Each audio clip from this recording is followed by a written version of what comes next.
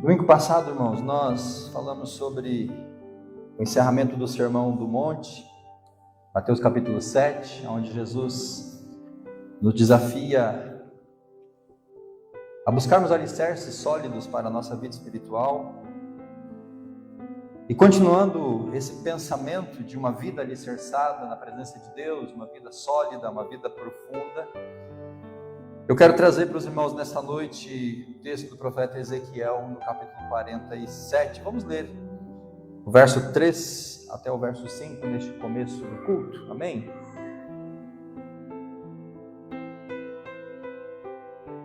Diz assim o texto da palavra de Deus, livro do profeta Ezequiel, capítulo 47, verso 3.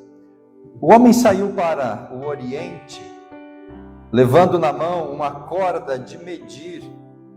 Ele mediu 1000 côvados e me fez passar pelas águas que batiam na altura dos tornozelos. De novo mediu 1000 côvados e me fez passar pelas águas que batiam na altura dos joelhos. Outra vez mediu 1000 e me fez passar pelas águas que batiam na altura da cintura. Ainda mediu 1000 côvados e era um rio que eu não podia atravessar, pois as águas tinham subido, tornando-se um rio que não se podia atravessar, a não ser a nado. Aprofundando o relacionamento com Deus. Como já mencionei, domingo passado, à luz do encerramento do Sermão do Monte, Jesus nos desafia a procurar alicerces sólidos, a aprofundar a nossa relação com Deus, na palavra, para que então, encontrando a rocha firme que é o Senhor Jesus, nós possamos ali lançar os alicerces da nossa vida para que a gente possa suportar e não ser levado à destruição pelas lutas, pelas batalhas, pelas dificuldades, as tempestades da vida que nós vivemos. O texto de Ezequiel, ele nos traz uma mesma conotação, a necessidade de aprofundar a nossa relação com Deus. O profeta Ezequiel, ele era de uma família sacerdotal. E ele então tem uma boa visão do templo, da estrutura do templo, da localização, da posição do templo. E é por isso que ele traz esta palavra, onde ele vê um rio, um pequeno veio de água saindo debaixo do limiar do templo. Mas Ezequiel, quando tem essa visão, ele está muito longe de Jerusalém. Ele está na Babilônia, ele está no cativeiro, nem havia templo em Jerusalém, porque havia sido destruído por Nabucodonosor. Ezequiel, ele tem uma visão de uma reconstrução de um novo templo. E é dentro dessa visão, desse novo templo, já chegando no final do período de escravidão, do exílio, que ele traz essa mensagem para o povo de Israel, dizendo: olha, nós vamos voltar para casa, nós vamos voltar para Jerusalém, o templo vai ser reconstruído, e Deus vai manifestar a sua graça, a sua glória e o seu poder através da presença dele.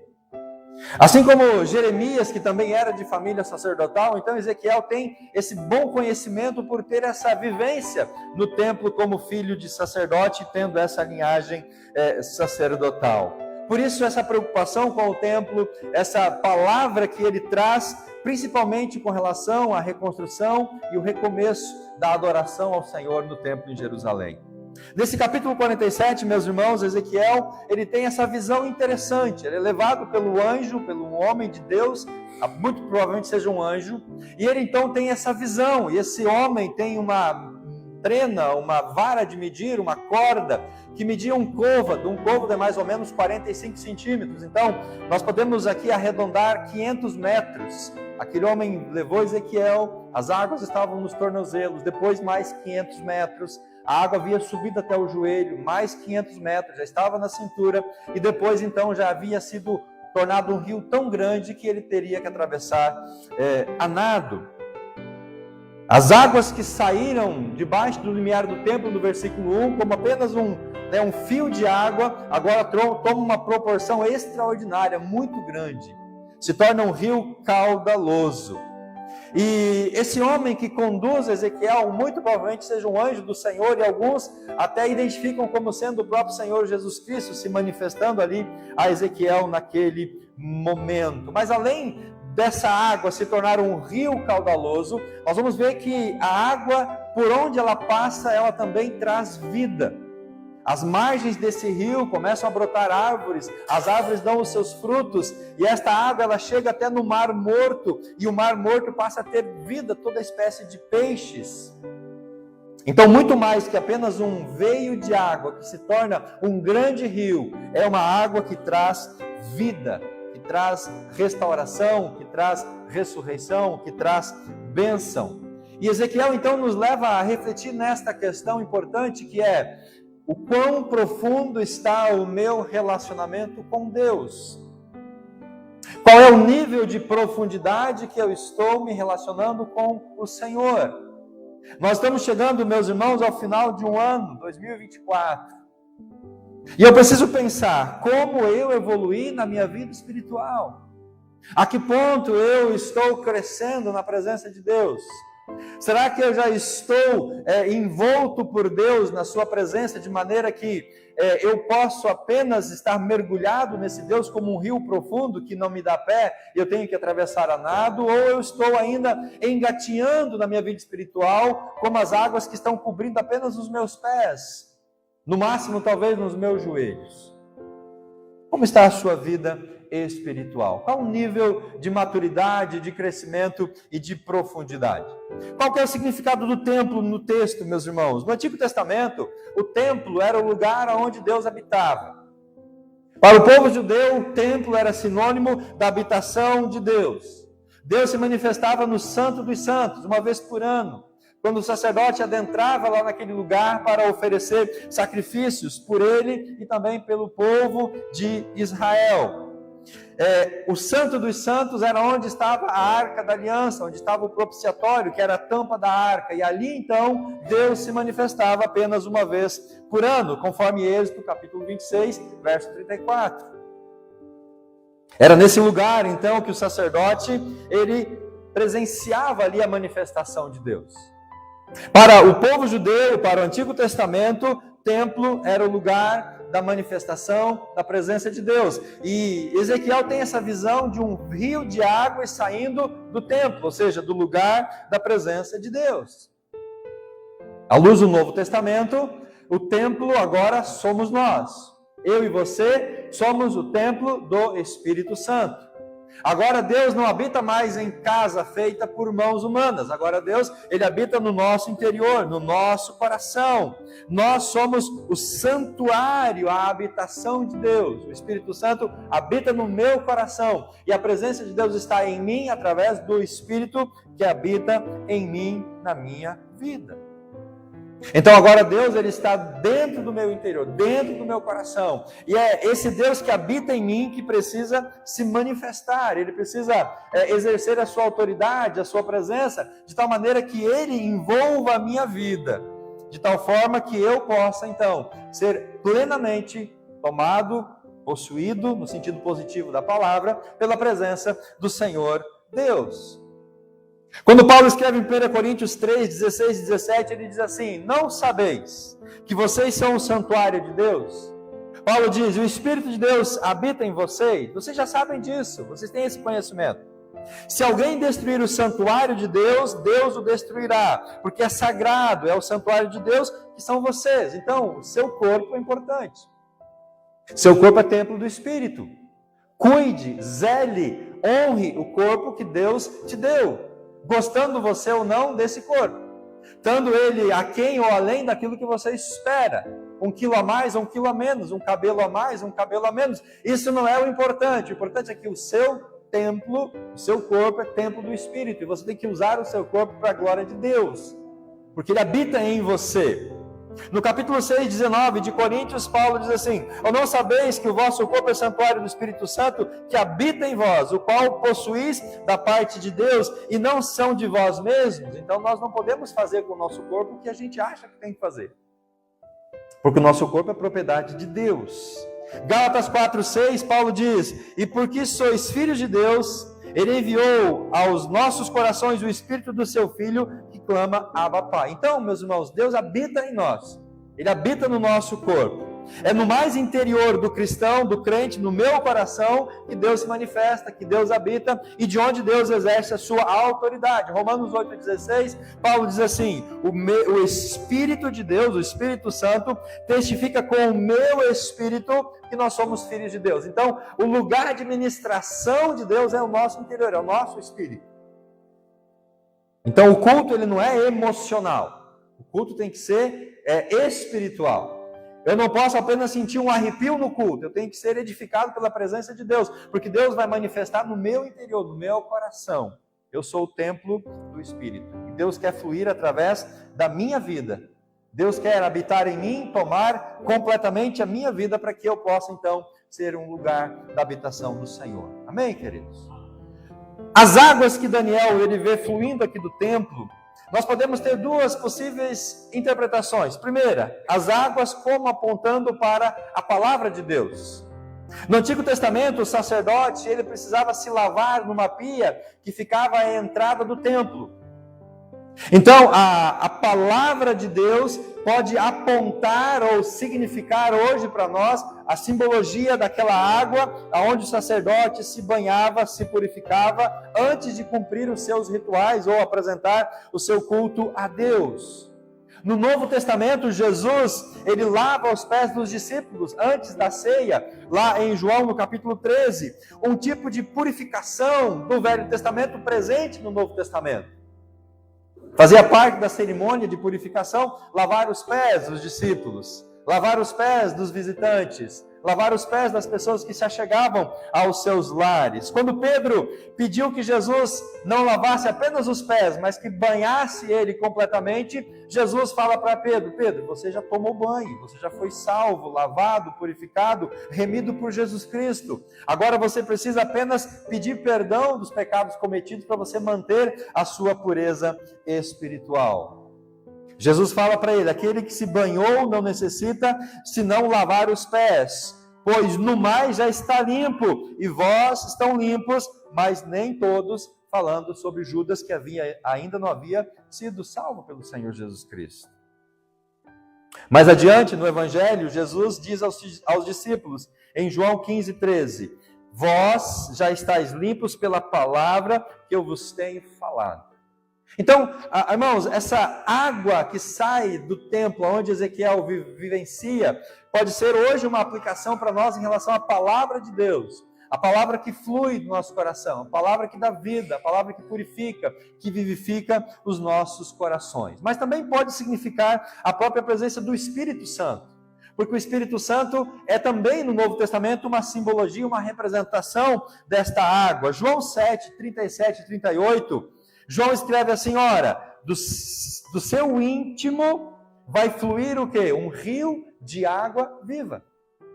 E o rio de água viva que João se refere é o Espírito Santo. O texto diz assim: ora, no seu último dia, o grande dia da festa, Jesus se pôs em pé e clamou dizendo: se alguém tem sede, venha a mim e beba.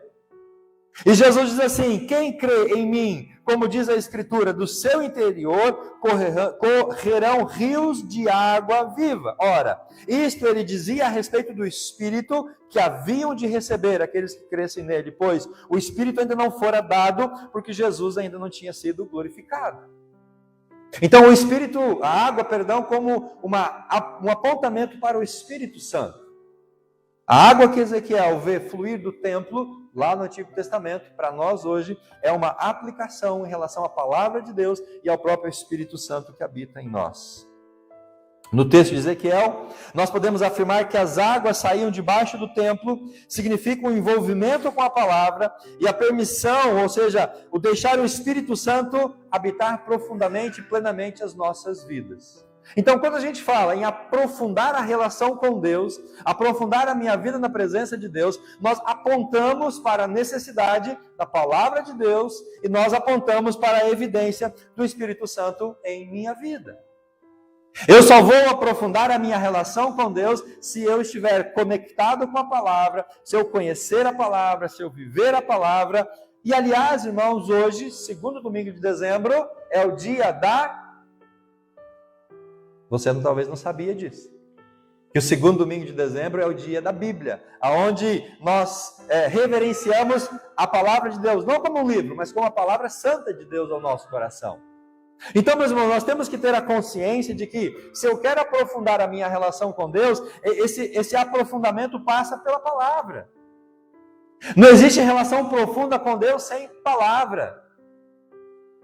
A relação de intimidade profunda com o Senhor é a palavra. O que Jesus fala no final do Sermão do Monte, a mensagem do domingo passado? Quem ouve a minha palavra e coloca em prática é o homem prudente que construiu a sua casa sobre a rocha. E aí eu preciso perguntar para você, quantos capítulos da Bíblia você leu no ano de 2024? Mais uma pergunta, você tem o hábito de ter um plano de leitura anual da Bíblia?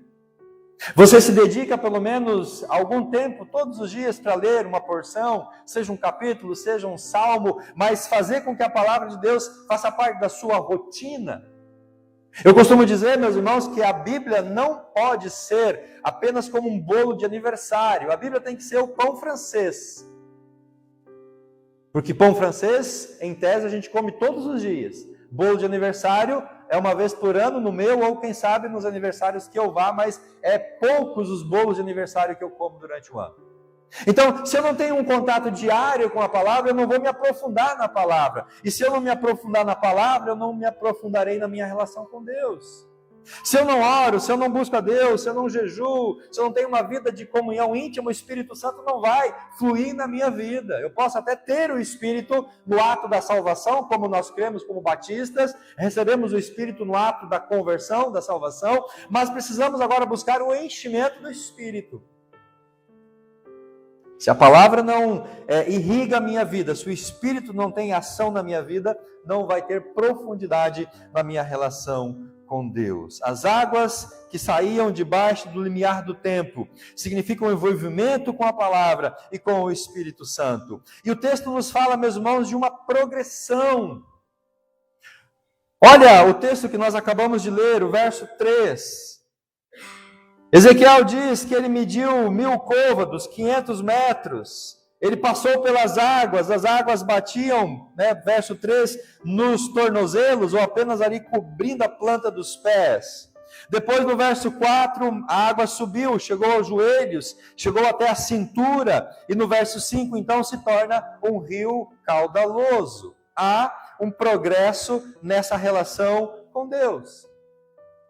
Se a gente pegar o templo no Antigo Testamento, a gente vai ver que havia certos níveis de aprofundamento em relação ao templo.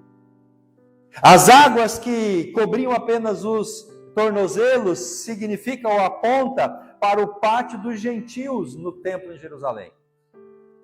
Como se fosse aqui o nosso prédio, meus irmãos, seria do portão para fora. Quem está do portão para fora pode ouvir alguma coisa que acontece aqui dentro, tem uma percepção muito pequena daquilo que está acontecendo aqui dentro, mas jamais vai conseguir ter uma vida profunda com Deus se não sair do pátio para fora e entrar dentro do templo.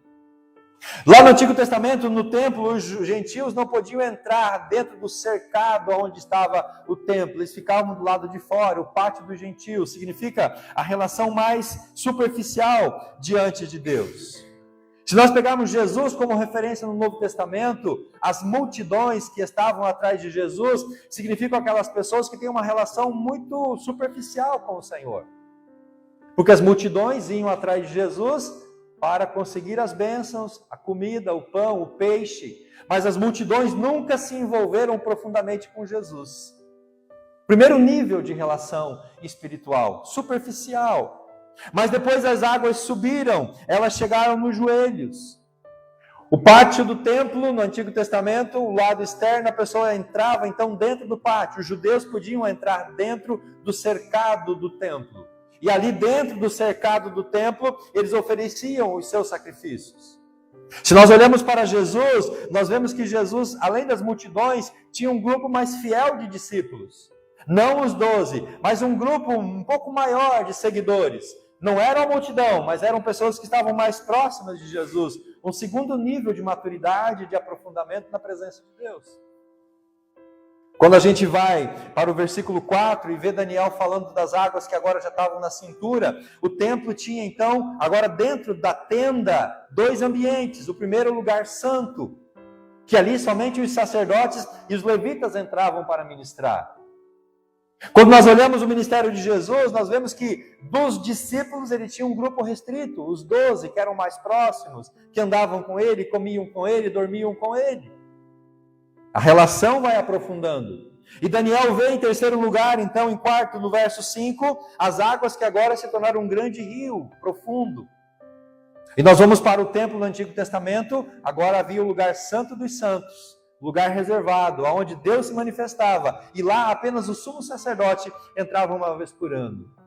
E quando a gente olha para Jesus, do grupo dos 12, Jesus tinha os 3 mais íntimos, o Pedro, o Tiago e o João, que estavam no barquinho, que foram para o monte na transfiguração, que estavam lá no Getsemane, quando Jesus foi orar, ele deixa 9 discípulos aqui, pega os 3 e vai um pouquinho mais adiante, ou seja, uma profundidade de intimidade com o Senhor.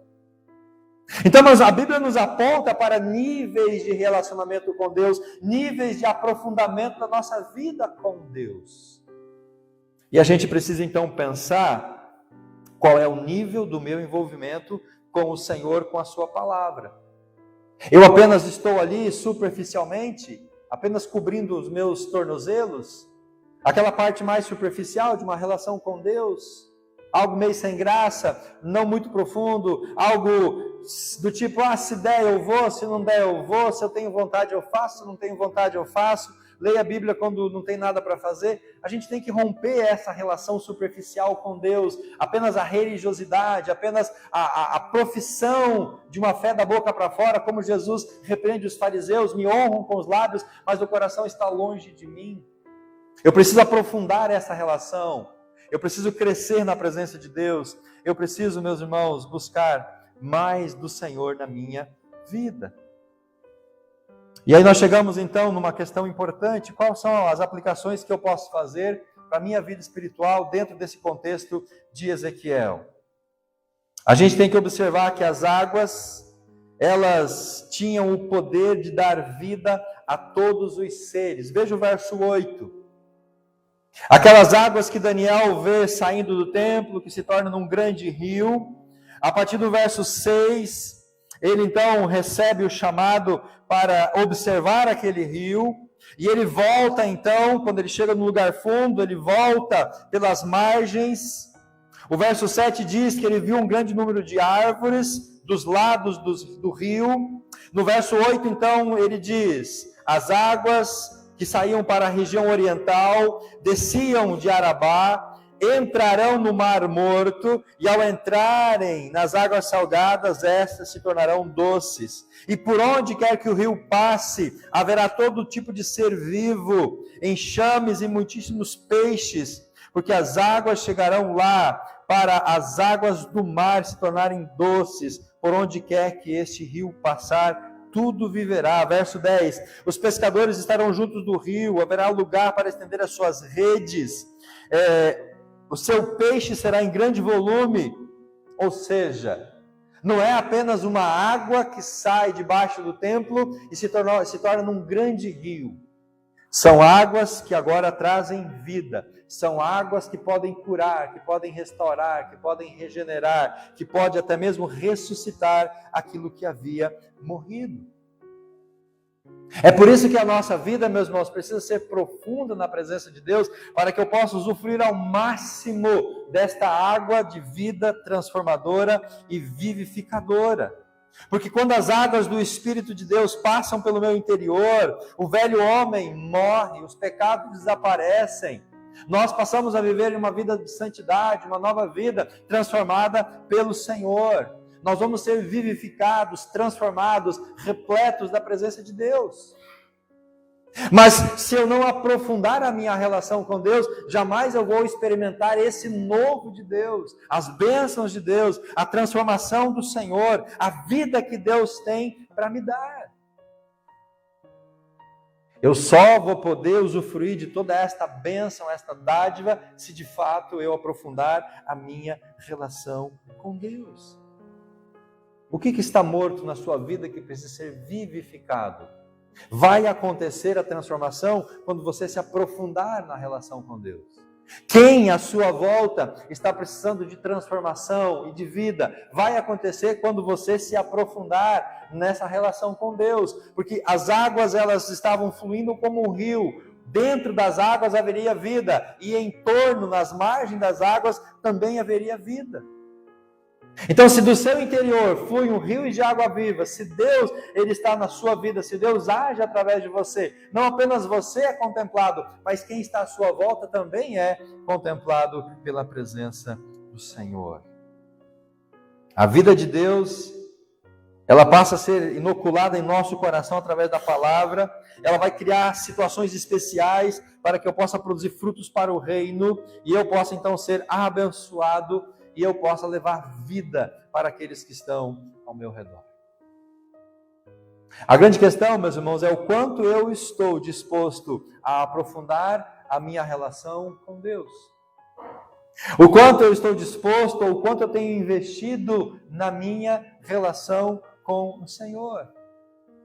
Estar na igreja é muito bom, é uma grande bênção. Nossa igreja é amorosa, cativadora, as pessoas que vêm aqui se sentem bem, as irmãs cozinham muito bem, os irmãos assam uma carne muito bem, a gente é bom em algumas áreas, mas isso não é suficiente.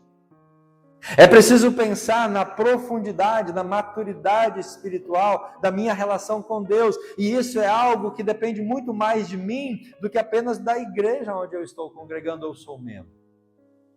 Eu posso ser membro da igreja, mas eu apenas estar no envolvimento com Deus ali, a água no tornozelo. Algo muito superficial, algo muito simples. Que não toca, que não transforma, que não gera vida, que não me dá motivações. Eu preciso aproveitar esta graça, essa dádiva, a presença de Deus, esse ambiente, para aprofundar a minha relação com o Senhor mais e mais.